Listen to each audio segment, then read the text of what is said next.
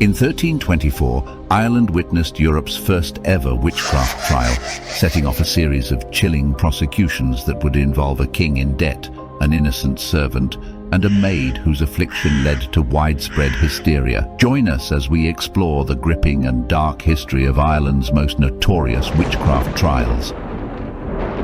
Let's uncover the stories of those who faced these life-threatening accusations one by one, and learn more about this tragic part of Ireland's history that is never taught in school.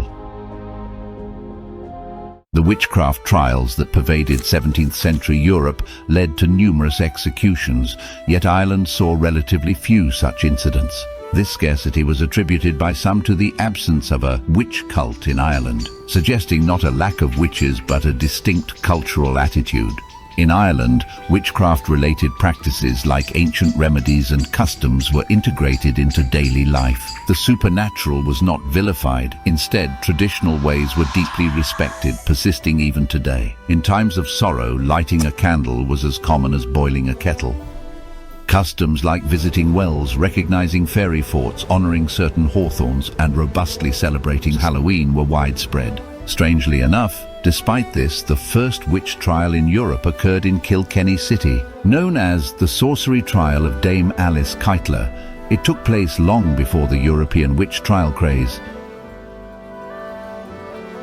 In 1324, Bishop Richard Ledrede charged a wealthy merchant and moneylender, the Dame, with heading a malicious coven of sorceresses, deriving substantial power from a demon consort, performing sacrifices of roosters at crossroads, and chanting incantations over skulls stuffed with herbs, entrails, and the nails of deceased men, among other infernal acts. Given the minimal engagement with witch-hunting mania in Ireland, the prominence of this case is curious. The trial's roots, however, lay with Ledrede himself.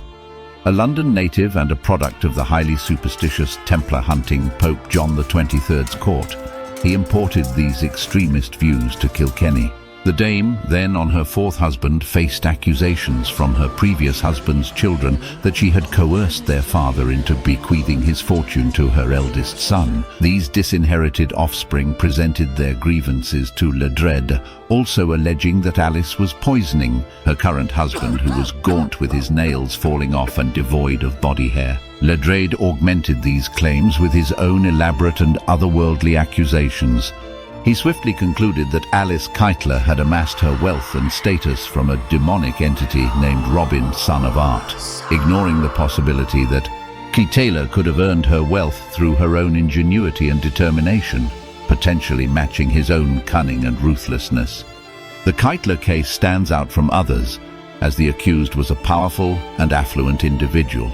The bishop targeted Dame Alice for heretical sorcery rather than a less influential person dispensing herbal remedies, likely because the condemnation of heresy led to the confiscation of the accused's assets by the church. Alice's estate was substantial, so influential indeed that even the King of England was indebted to her, owing her £500 at the time of her trial. Dame Keitler's prominence is compelling. Without Ledrede's accusations, we might have never known about this influential medieval woman, raising questions about who else history might have overlooked. Dame Keitler managed to flee, possibly to England, whereas her maid faced a tragic fate. Very little is known about Petronilla except her name, that she was a mother and served as Dame Alice's maid. Bishop Ledrede resorted to torture to extract a confession from Petronilla, a method rarely used in Ireland, reflecting his particularly harsh demeanor.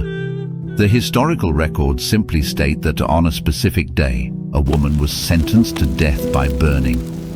This marked the first instance in Ireland where execution by fire was used for alleged heretical sorcery, making Petronilla of Meath the first woman in Ireland or Britain to be executed for witchcraft at the stake.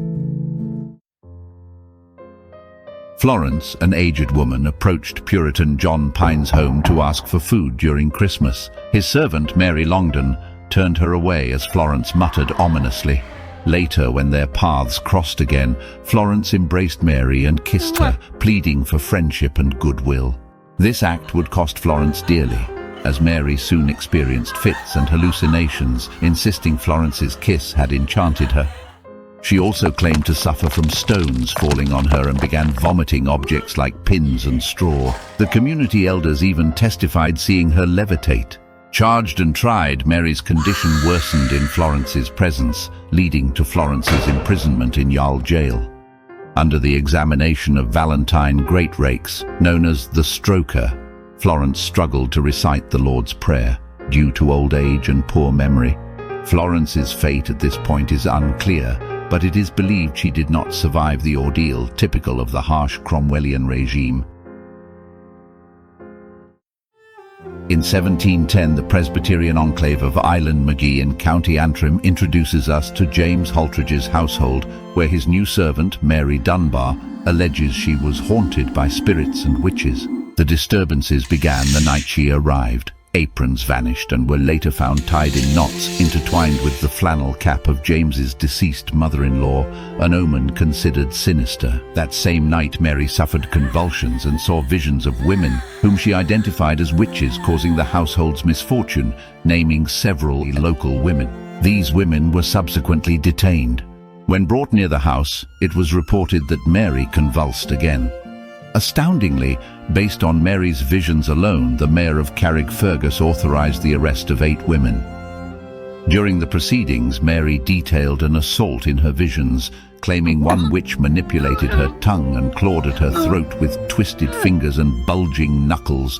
One accused was compelled to display her hands in court, showing deformities that matched Mary's description. In that instance, the arthritic deformities in a woman's fingers were damningly used against her, reminiscent of how Florence Newton struggled with the Lord's Prayer in court. Also present were everyday items like feathers, cotton, yarn, pins and buttons, which took on an eerie significance due to Mary's allegations. The accused women, lacking legal representation, all refuted the charges. One even invoked divine witness to her innocence. Oh, God. With no concrete evidence, their conviction was solely based on Mary's claims, Guilty. leading Judge James McCartney to sentence them to a year's imprisonment under Irish law, which spared them the harsher fate of hanging typical under English law. Just 3 weeks later, Mary died, but not before accusing another, a man this time, raising the total she implicated to 9. To this day, none of the victims of any of these witch trials have been exonerated. Thanks for joining us today on this journey through Ireland's most gruesome witch trials. If you think it's about time these women were pardoned, perhaps mention it to your local representative. If you enjoyed our video, then please check out our other videos such as Bridget Cleary, The Last Witch Burned in Ireland, the links between the Irish Fae folk and aliens, or the strange abductions of Pat Maguire and Carl Higdon. If you would like to support the channel, you can do so by availing of our 7-day free trial on Patreon, where you will get early access to all of our videos, exclusive videos, and access to our TV and movie reactions to series such as Band of Brothers, X-Movie, and much more. Until next time, God bless you, God bless your families, and bye for now.